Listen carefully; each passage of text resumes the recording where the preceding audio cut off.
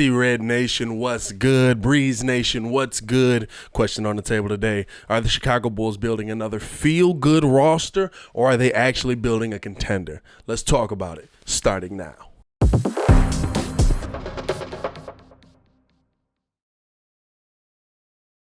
Now, before we get to the video, I want y'all to please like the video. Please subscribe to the page because we do talk Chicago sports weekly. It's the only channel that's talking Chicago sports, how Chicago talk. So get in tune with us, man, and make sure that you hit that bell so that you don't miss any time that we drop or go live or anything like that.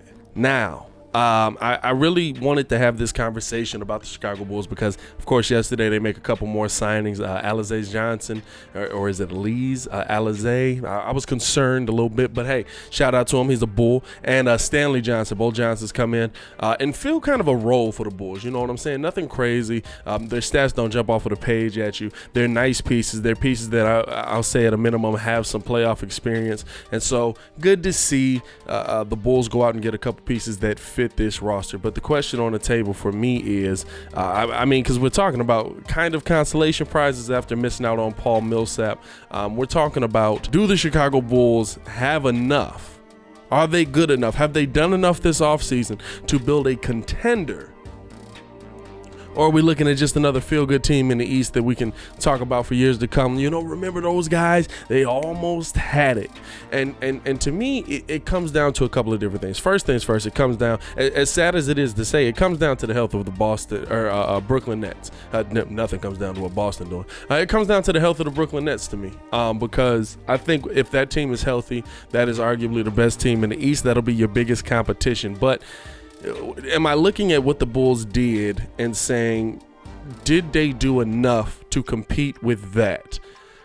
And to me, like, it's tough to say that you did enough to compete with a team that's made up of probably 3 of the top 10 players in the NBA right now.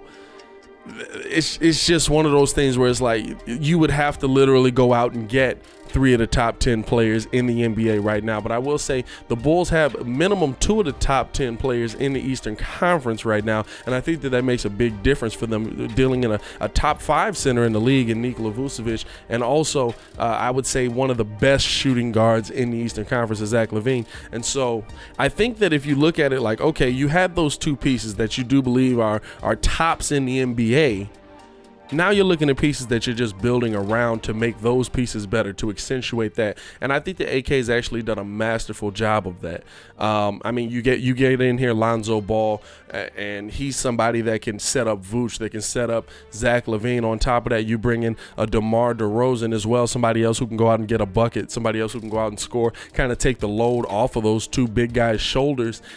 Now you're talking about a team that is dangerous at multiple positions for multiple reasons. And it's not only just that they can score, but also that this team can come out and actually, I mean, listen, I think that we're going to see an uptick in Zach LaVine's defense based on what we saw in the Team USA going over in the Olympics. And I think that we're hearing a lot of a lot of the people that worked with Zach over there, a lot of the people that talked with Zach over there are like, man, his game has stepped up. He's really bumped up to that next level, and so he's going to be a problem next season. And even DeMar DeRozan said in an interview with Gilbert Arenas that, on his podcast, that after coming back from those Olympic Games, you just work different because you've been around the best talent in the world. You've been around the best talent in the NBA. You just work different. And so I think that that's actually going to have an impact on the Bulls. And so if I'm looking at do I believe that the Bulls are building a contender, I think that there are pieces in place that you absolutely can say that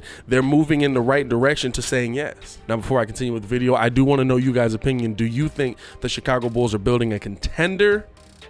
Or do you think that the Bulls are just building another feel-good team? I'll be down in the comments talking with you as well. The other thing that gives me a lot of hope with what the Bulls are doing this offseason and what they've done is that we're talking about a team that for the first time in a long time went into an offseason and fulfilled needs.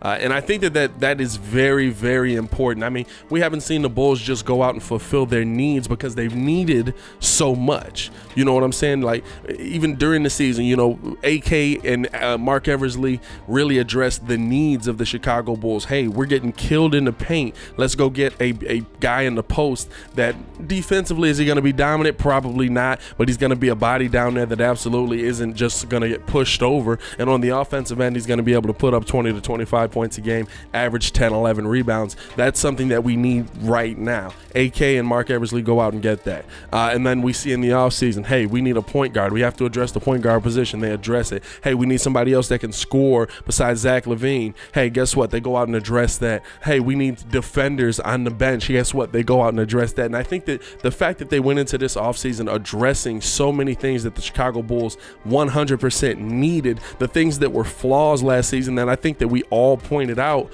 and even, listen, the addition of Caruso. Hey, we need somebody else that can shoot the three at a high clip because Kobe White has been a little bit inconsistent with that. We're hoping to get him on board with that, but Kobe White's been a little bit inconsistent with that. Hey, guess what? Let's go out and get Caruso. Also, we need a little bit of defense. Hey, let's go out and get Caruso. Hey, we need more bench defense. We need more defense on this team. Hey, let's go out and get these long wing guys in addition to adding Troy Brown Jr. during the regular season. And so there's the fact that the Bulls really went into kind of half of last season and into this offseason really addressing their needs, addressing the things that we all saw on the floor consistently, and we were like, listen, this is a big issue for the Bulls right now. The fact that they went into the offseason addressing things like that, I would have to put the Bulls in, without seeing anything on paper, of course, or without seeing anything on the floor, with just seeing it on paper, I would have to lean more towards contender. Now,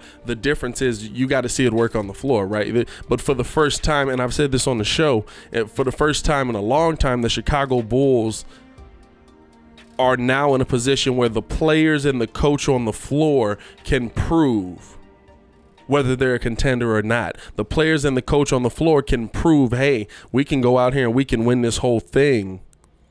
And it's 100% on us because, I mean, like I said, with the Derrick Rose Bulls, with whatever Bulls that were in contention, there was always a piece missing player-wise that the front office wasn't able to acquire, whether it would be a shooting guard for the Derrick Rose years, a consistent shooting guard. We went through Rip Hamilton, Keith Bogans, guys who were just, selection pieces to throw in, to throw out of there, but they weren't guys that were really going to take the Bulls to that next level. AK and Mark Eversley have really come out and put the Chicago Bulls success on the back of the players and on the back of the coach on the court, and that's really what you want to see. And so I really love that this team is kind of that way. Now it's on them to do it, and if I were to pick, I would lean more toward contenders just based on what we're seeing on paper, because I think the Bulls are going to be one of the better teams in the Eastern Conference. And honestly, other than Brooklyn, like, there's not a lot of teams, let's say that word again, teams that scare me. I mean, we're talking about the World Championship Bucks. Could they beat us in a single game? Yeah.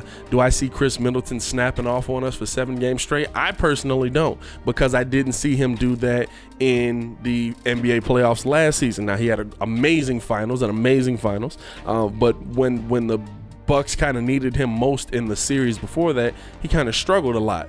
And so I don't see him. He's always kind of been that player. He'll score 40, he'll score 5. He'll score 40, he'll score 10. And so, to me, in those games where you can kind of get to him, I could see the Bulls doing that.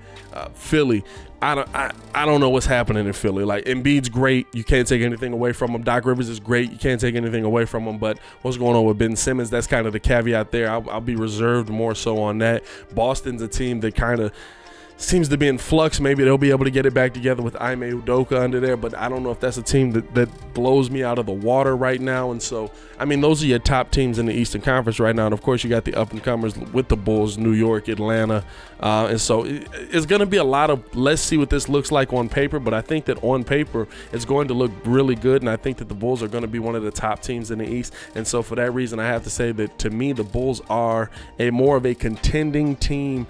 I lean more toward the contending side for being in the NBA championship, being an NBA contender. And I mean, as crazy as it is to say, I mean, a lot of it's going to depend on how healthy the Brooklyn Nets are going in to the playoffs this season. And so, but I want to know how you guys feel. Let me know in the comments below. Do you think that the Chicago Bulls are contenders, are building contenders, Or do you think that they're just building another feel-good team for us? I'll be down there talking with you in the comments as well. As always, it is your boy Pat the Designer back at it again. To continue watching our Chicago Bulls content, click the links here or check the links in the description below. Also, link for the merch. We got Bears merch, Bulls merch in the description below, so y'all get in tune with us on that as well. We appreciate the love, man. Hey, yo, Chicago, y'all stay safe out there.